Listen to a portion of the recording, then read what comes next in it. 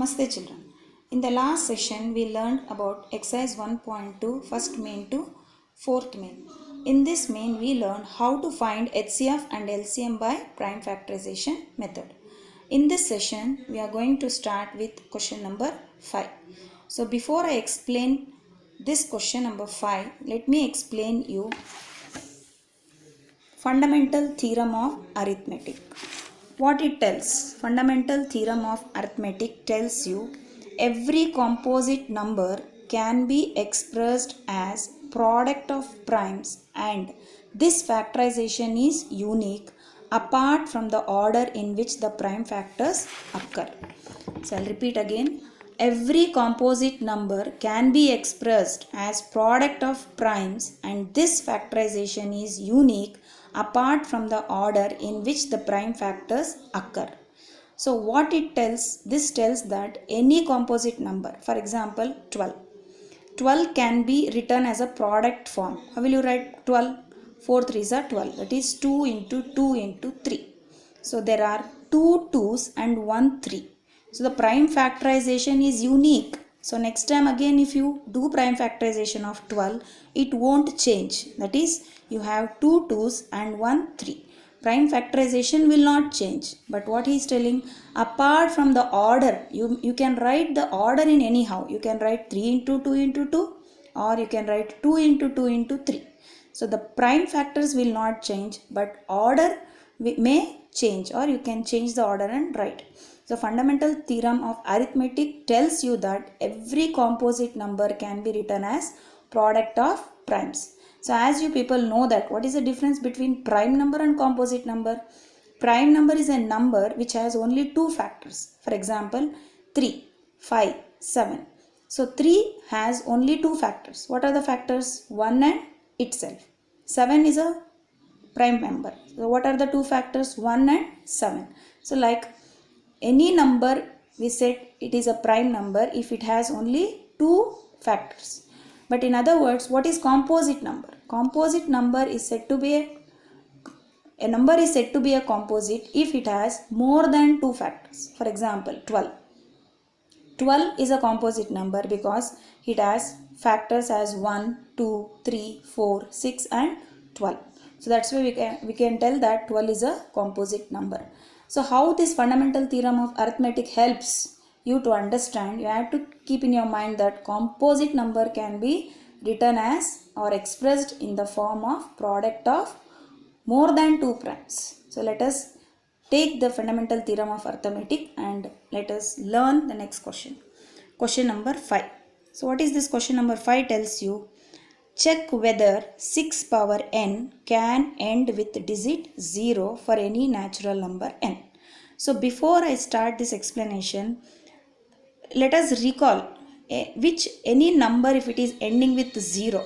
Once you check or recall, it has only two prime numbers, that is 2 and 5. Along with 2, if you have 5, then only it becomes 10. If you have 5, you need 2. 5 2s are 10. So any number you take, 50, 10, 100, 20, any number ending with 0, if you consider, it has a prime number 2 and 5 along with any other number like 70. 70 can be written as 7 into 5 into 2. So along with 7 you have 5 into 2. So this is one thing you have to remember.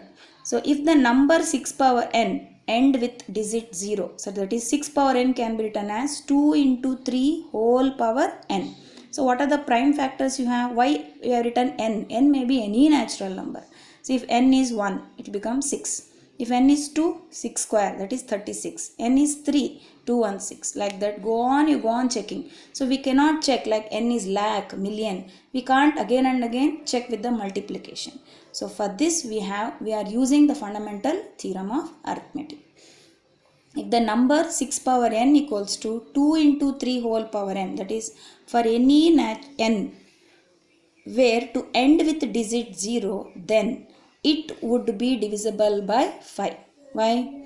It has already 2. So to end with 0, we need again one more 5 for 2. So it would be divisible by 5. That is, the prime factorization of 6 power n would contain the prime 5. But here we don't have 5. That is not possible. Why it is not possible? Because we have in 6 power n we have only two prime numbers, that is 2 and 3. This is not possible because 6 power n equal to 2 into 3 whole power n. So the only prime in the prime factorization of 6 power n is 2 and 3. 2. We have 2, but along with 2 we need 5 also. So the uniqueness of the fundamental theorem of arithmetic guarantees. So further when you take any n, this theorem guarantees that for any natural number n, that number will not end with digit 0 because it is unique. It tells you that it is unique. Unique means whatever you have prime factors, that is fixed. That prime factors will not change.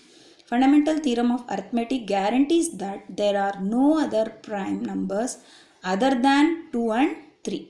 So, there is no natural number n for which 6 power n ends with the digit 0.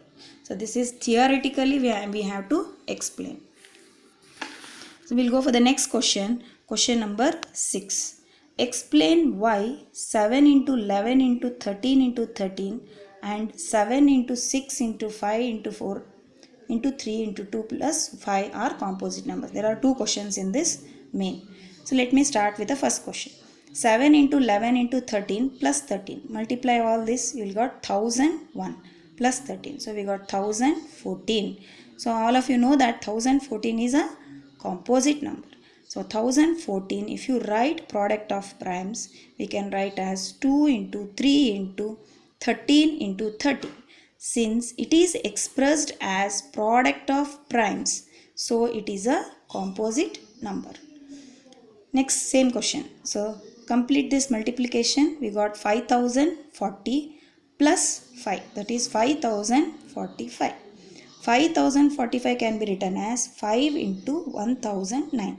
So again we can see that these two are prime numbers other than 1 and itself. So it is expressed as product of primes. So it is a composite number. So next question.